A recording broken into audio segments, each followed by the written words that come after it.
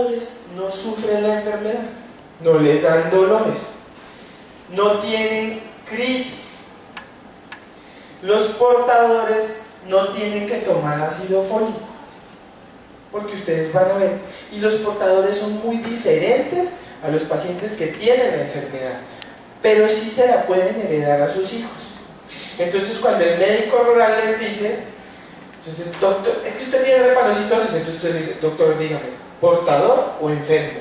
Entonces ustedes van a saber si el médico estudió o no estudió, juicioso, ¿no? ¿Qué pasa si la situación cambia?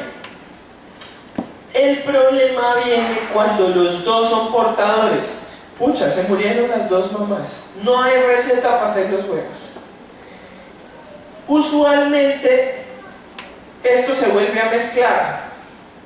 Si por alguna mala combinación, si por el azar se combina la falta de receta del uno con la falta de receta del otro, entonces ya no va a ser un portador, se va a producir un paciente enfermo, un paciente que tiene drepanocytosis, que sufre la enfermedad, que tiene 2 horas de dolor al día, que tiene crisis, que se puede morir de la enfermedad.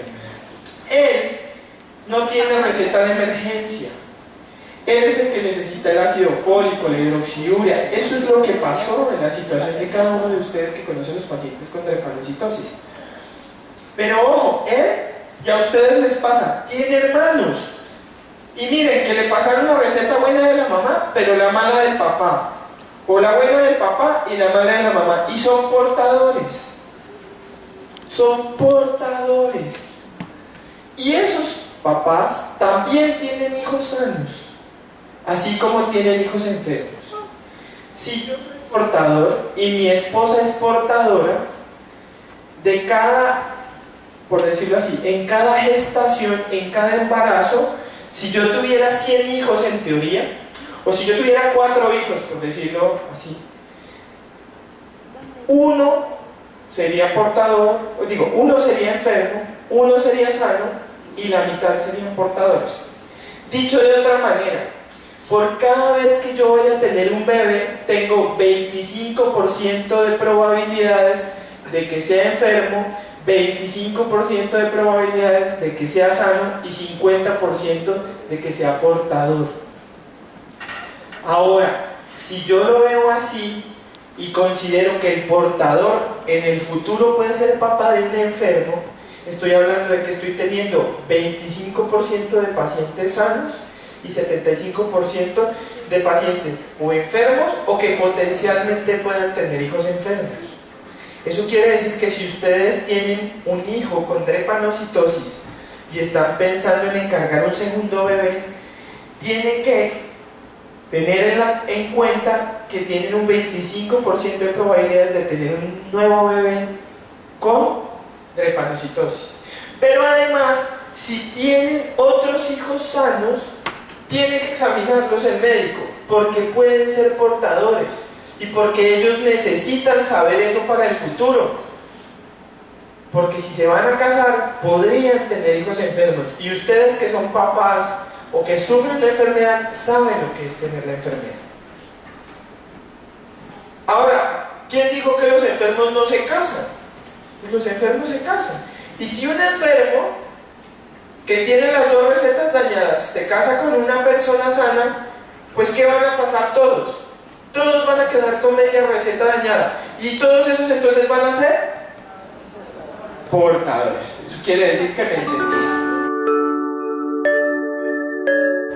Ok, acá una pregunta. Bueno, a mi hija se le descubrió la enfermedad desde que tenía 5 años, pero como cosa extraña la enfermedad ya no se le manifiesta con dolor. A ella se le manifiesta con decaimiento, se decae el ánimo, empieza a vomitar, empieza con mareos. En ese punto a ella se le empiezan a manifestar las crisis y como mamá pues lo he notado siempre que la he traído al hospital.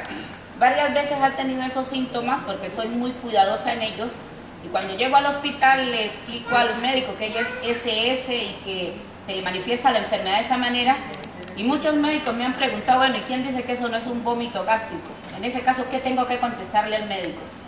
Bueno, perdona, y fusionando la pregunta de la señora, la niña ya no se presenta tanto con dolor, sino con vómitos y mareos, y acá hay una pregunta, ¿es verdad que a medida que un niño va creciendo la enfermedad se va desapareciendo o desvaneciendo? El dolor puede ser menos a medida que el niño va creciendo.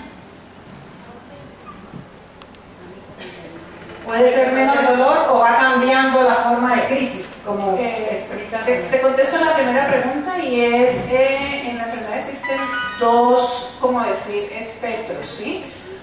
No todos nos manifestamos igual, las enfermedades, incluso pongan atención a una gripa en la casa, a uno les da más fuerte, a otro les da más mocos, a otro les da más fiebre, a otro les da más tos, ¿sí? Y es el mismo virus que rotó por todos.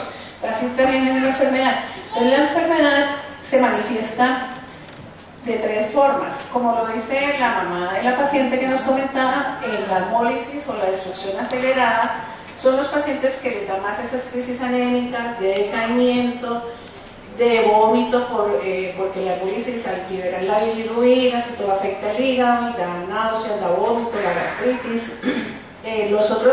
La otra forma es en los que se atrapa la sangre en el vaso o en otros órganos del hígado, y la otra forma son las oclusivas, que son cuando es el trancón de las células que mostró el doctor en video, y que ya mostramos varias diapositivas de eso.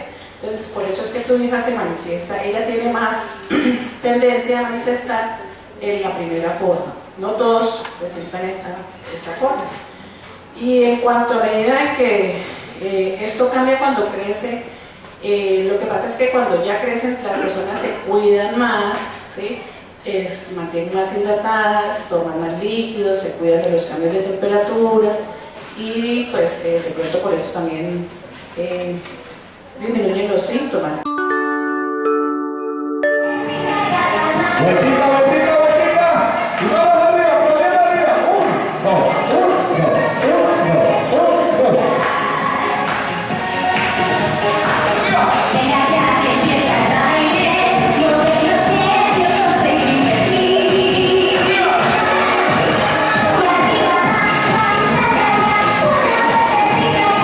Vueltica, vueltica, vueltica. A ver, las palmas, escuchen las palmas.